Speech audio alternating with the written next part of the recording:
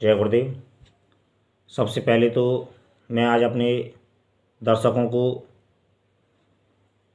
धन्यवाद देता हूँ, क्योंकि आज मेरे 1000 सब्सक्राइबर पूरे हो चुके हैं। तो मैं अपनी सभी दर्शकों को बहुत बहुत धन्यवाद देता हूँ और दिल से उनको शुक्रिया अदा करता हूँ, क्योंकि ये एक यूट्यूब पर एक लेवल होता है और सभी को मन में थोड़ी बहुत तो खुशी होती है। तो मुझे भी थोड़ी बहुत खुशी है कि आज मेरे 1000 सब्सक्राइबर पूरे हुए हैं और आप लोगों के प्रेम के और आप लोगों के सहयोग से ही मैं यहाँ तक पहुँचा हूँ। लेकिन मैं ज़्यादा कभी कुछ लोग आप लोगों से नहीं कहता, क्योंकि झूठ बोलना मेरी आदत नहीं है और झूठ को प्रसाद करना मेरी आदत नहीं है। मैंने हमेशा वही आप लोगों के सामने प्रस्तुत किया है या फिर वही दिया है आप लोगों को जो मैंने अपने जीवन में अनुभव किया है, क्योंकि ना तो मैं स्वयं गुमराह हूँ इस जीवन में, क्योंकि मुझ पर अपने गुरुदेव की पूर्ण कृपा है। ना तो उन्होंने हमें कभी गुमराह किया है और ना ही उन्होंने हमें कभी ये शिक्षा दी है कि दूसरों को गुमराह करो। और मेरा भी यही उद्देश्य रहता है कि जितनी मेरे पास में सही जानकारी होती है तो मैं उस जानकारी को आपको सही तरीके से पहुंचा सकूं। मेरा प्रयास यही रहता है। अब एक आध छोटी मोटी बातों की मैं ज़्यादा बात नहीं करता। और मैं एक बात और बता दूं आज आप लोगों को, मेरे ऊपर गुरु की पूर्ण कृपा है, और जिसे पूर्ण कृपा कहते हैं या फिर जिसे विशेष कृपा कहते हैं, मेरे ऊपर वो मेरे गुरुदेव की विशेष कृपा है। और विशेष ही नहीं, विशेष जिसे अद्भुत विशेष कृपा कहते हैं वो कृपा है। और जो सच्चे होते हैं, जो अच्छे होते हैं, उन पर सभी पर होती है। वो गुरु की कृपा भी होती है, ईश्वर की कृपा भी होती है, वो सभी पर होती है। मेरे ऊपर कोई स्पेशल कृपा है, मैं कहीं ना कहीं अपने जीवन में सही होऊंगा, सही सोचता होऊंगा तो मेरे ऊपर विशेष कृपा है। वरना जो गलत सोचता है, जो गलत करता है, उसके ऊपर तो विशेष कृपा होकर भी उससे कृपा हट जाती है। तो आज मेरे कहने का उद्देश्य यही है, मेरे केवल कहने का, कि मेरे जीवन में आज जो आप लोगों के सामने मैं जितना भी बोल पाता हूँ या फिर जितना भी कह पाता हूँ, ये मेरे सदगुरुदेव की कृपा ही है और उनके ही आशीर्वाद से मैं इतना बोल पाता हूँ। और मेरा आप लोगों से आज केवल इतना ही कहना है कि सबसे पहले तो मैं आज आप लोगों को धन्यवाद देता हूँ कि आप लोग मुझे पसंद करते हैं, आप लोग मेरे वीडियो को देखते हैं और आज मेरे 1000 सब्सक्राइबर पूरे हो चुके हैं। तो सबसे पहले तो मैं आप सभी लोगों को धन्यवाद देता हूँ।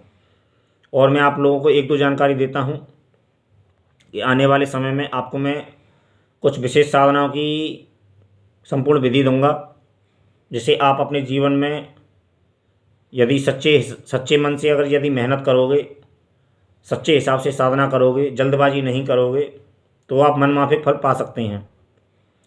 और दूसरी बात यह है कि मैं आने वाले जो मेरा वीडियो जो अपलोड होगा वो अप्सरा साधना की संपूर्ण विधि आपको लिखित मिलेगी। और जो मेरा व्यक्तिगत अनुभव रहा है उसमें और भी अनुभव आपको अप्सरा साधना की संपूर्ण विधि मिलेगी।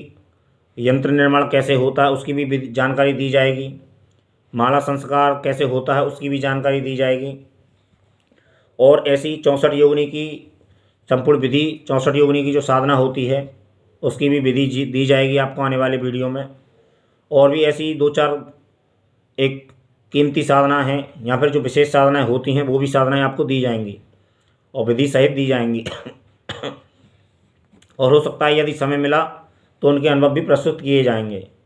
और मेरे कहने का उद्देश्य केवल इतना ही है, और मैं इससे आगे अपनी बात को बढ़ाऊं कि अपने जीवन में कभी भी मेहनत से हार मत मानो और तुम जैसा सोचते हो वैसा ही हो जाए, ये बेईमानी है और ये गलत चीज़ है कि हम जैसा सोचते हैं वैसा ही हमारे जीवन में घटित हो। ये बेईमानी है, क्योंकि ऐसा जो जीवन में जो देखा, इतिहास जो बताता है, हमारे शास्त्र भागवत पुराण बताते हैं, तो ऐसा भगवान के साथ भी घटित नहीं होता इस जगत में।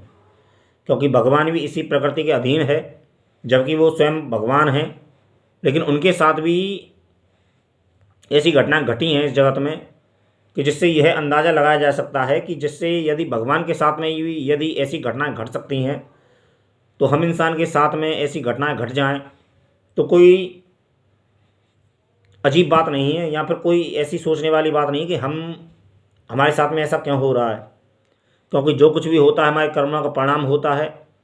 और दुख से हार नहीं माननी चाहिए व्यक्ति को, क्योंकि दुख से हारने वाला व्यक्ति, क्योंकि इस जगत में हारने का परमात्मा ने ऐसे बहुत कारण बनाए हैं, बहुत ऐसे योग्य व्यक्ति पैदा किए हैं जो हमारी समस्या का मार्गदर्शन कर सकते हैं, या फिर हमारी समस्याओं को निदान की तरफ बढ़ा सकते हैं, या फिर हमें कोई विधि विधान बता सकते हैं। लेकिन ज़रूरत होती है हमें मेहनत करने की और थोड़ी सी अपनी इच्छाओं पर कंट्रोल करने की, क्योंकि जब हम मुसीबत में हों तो हमारी इच्छाएं काम नहीं करती, हमारी बुद्धि काम नहीं करती है, ऐसा अक्सर होता है। वहाँ इच्छाएं नहीं चलती, जब हम मुसीबत में हो तो वहाँ इच्छाएं काम नहीं करती हैं, और इच्छाओं को हमें सामने रखना भी नहीं चाहिए, क्योंकि एक कर्म का एक सिद्धांत है कि यहाँ राम जी के पिता राजा दशरथ ने जो गलती की थी, उन्होंने जीवन में 2 गलतियाँ की थी।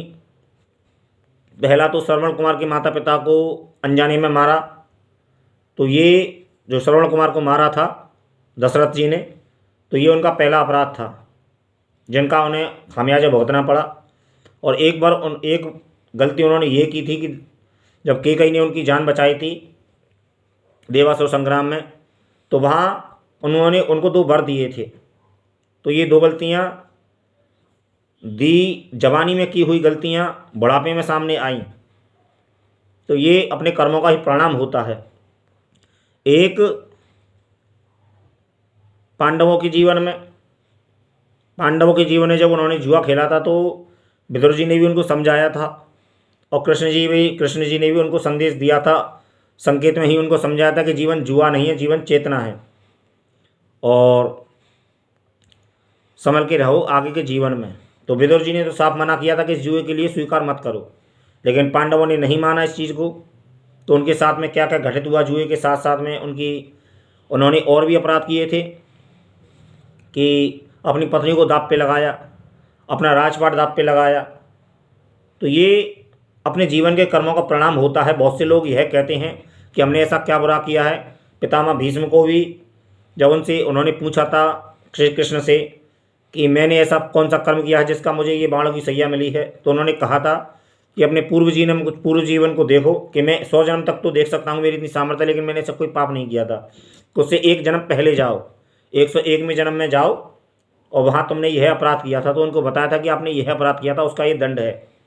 तो ये 101 जन्म के बाद भी हमें हमारे कर्मों का परिणाम मिलता है, लेकिन हम लोग यह स्वीकार करने में संकोच करते हैं। हम लोग यह समझते हैं कि हम बहुत लोग समझदार हैं, तो ऐसी बात नहीं है। समझदार इस जगत में बहुत हैं, और बड़े बड़े समझदारों ने भी ठोकर खाई है इस जगत में।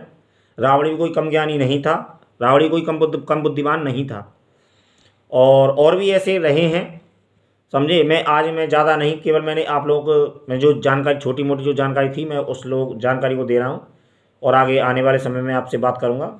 जय गुरुदेव, जय गुरुदेव।